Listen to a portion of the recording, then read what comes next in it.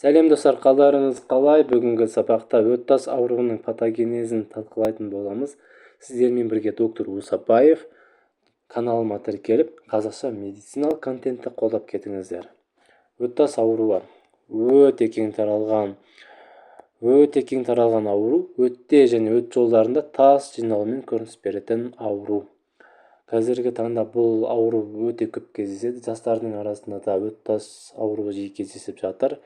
Қазіргі өт тас ауруы жасарған жастар жиі ауырып жүр. Енді химиялық құрамы бойынша тасты үш түрге бөліп қарастырамыз. Өттегі тасты үшке бөліп қарастырамыз. Холестеринді, қара пигментті, қоңыр пигментті деп. Холестеринді және қара пигментті тастар олар өттің қапшығында түзіледі. Ал қоңыр пигментті олар өт жолында түзіледі. Айырмашылық осыда. Холестеринді және қара пигментті тастар олар көлемі бойынша үлкенірек. Ал қоңыр пигментті ол өт жолында болғандықтан кішкентай болады. Ал қоңыр пигментті тастар олар өт жолында түзілгендіктен обструкция шақырады. Өт 12 шеке шықпай қояды. Осы кезде май алмасуы бұзылады екен. Жалпы бұл ауру полиэтиологиялық ауру. Этиологиясы өте көп. Мынандай 4 фактор рискі бар. Жалпы кейбір адамдарда болмауы мүмкін, кейбір адамдарда болуы мүмкін.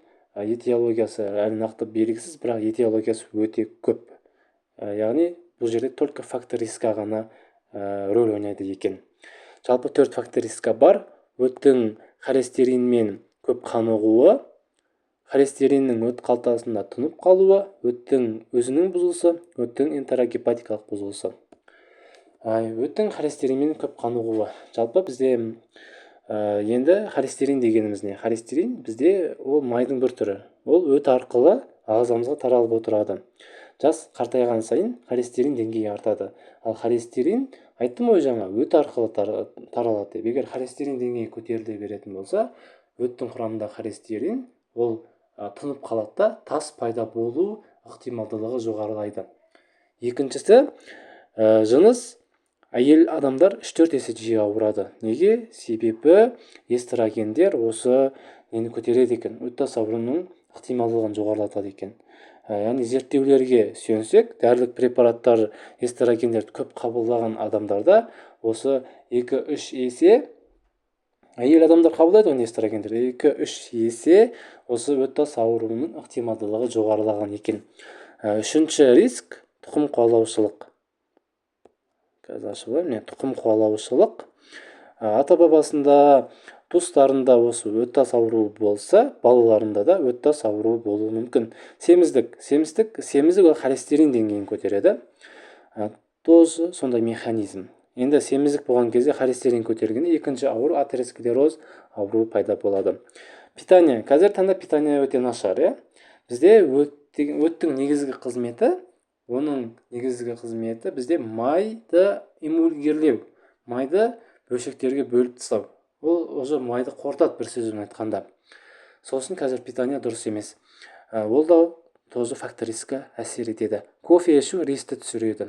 Бұл да тоже зерттеуден алдым. Кофе ішетін адамдарда 2-3 есе төменірек болады осы өт тас ауруымен шалдығу. Бауыр аурулары кезінде де осы өттің холестеринмен көп қануға жиі болады. Осындай, яғни бір фактор рискінің осындай нелері бар, бөлімшелері бар деп айтсақ та болады. Екінші, холестериннің өт қалтасына тұнып қалуы. Жалпы бізде өттің белоктары бар: муцин, гликопротеиновый гель, N-аминопептидаза, иммуноглобулиндер, фосфолипаза С деген осы белоктар бар ғой бізде. Осылар бізде жаңағы матрицалық теория деген бар. Қазір түсіндіріп береміз, белки желчи дегенді. Матрицалық теория, осы белоктар неге өттің ішіне кіреді, өт қалтасында, и осылар жаңағы тасты бір-бірін жинайды. Яғни матрица деген осы ортасында белоктар бар, осыған жан-жағына, например, холестериндік тұнбалар, тағы белоктар қосылады да, кальций, билирубинат бәрі қосылады да, не істейді? Осы кезде холестерин тастар ортасына билирубин жинақтап болады. Осыны біз матрицалық теория деп атаймыз. Осылай жаңағы тас пайда болу теориясы деп айтады. Билирубин деңгейі жоғарылайды осы кезде.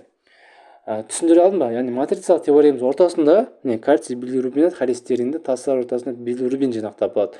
Билирубин немесе осында белоктар, жинап алады ортасына тасты, жаңағы билирубинді.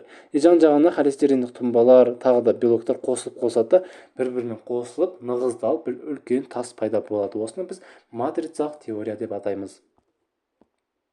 Үшінші, өттің өзінің бұзылысы. Өттің жалпы үш қызметі бар: жиырылу, сіңірілу, секреция. Өттің босату, опорожнение қызметі жалпы метеоризм, жүктілік сезімталдығының төмендеуі, холецистокининге және метионинге осы сезімталдығының төмендеуі осы факторлар кезінде төмендейді екен. Яғни өттің босату дегеніміз, ол мысалы өт суретін салайын.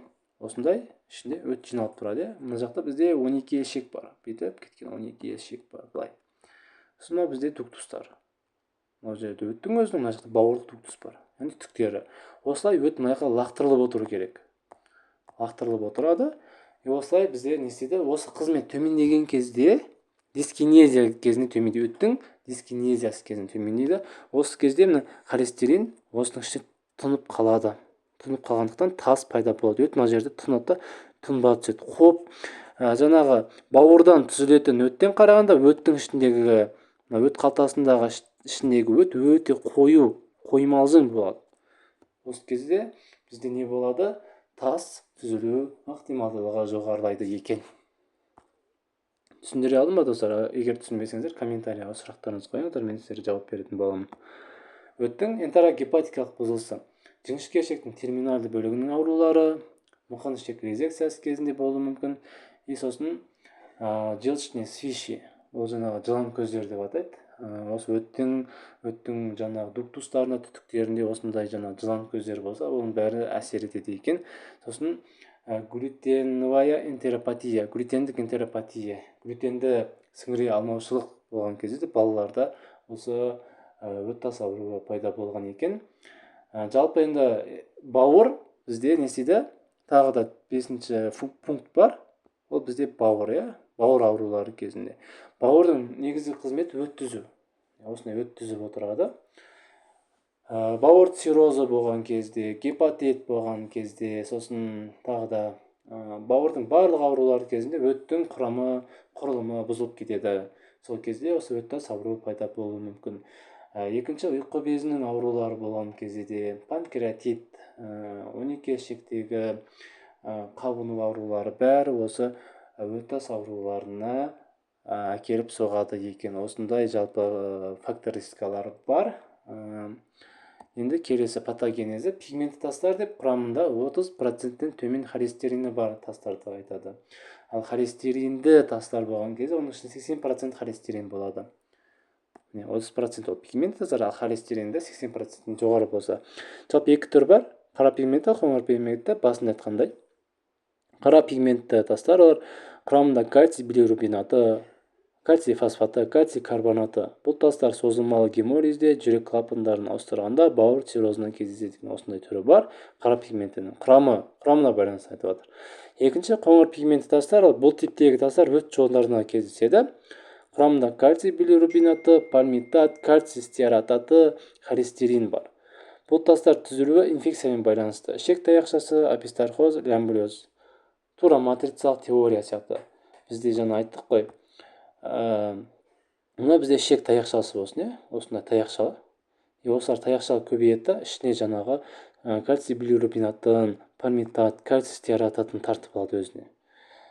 Олар антибиотиктен қорғану үшін шығар, осы өзіне қорғанып құрып алады. Осы кезде матрицалық теория бойынша тас түсіліп кетеді екен. Келесі, бактерия осы глюкуронидаза бөліп тура билирубинді деконюгациялайды. Нәтижесінде билирубин тұнып қалады. Бізде жаңағы тура билирубин, тура емес билирубин бар. Осы кезде жаңағы тура билирубинді тура емес билирубинге айналдырып жібереді, билирубин тұнып қалады.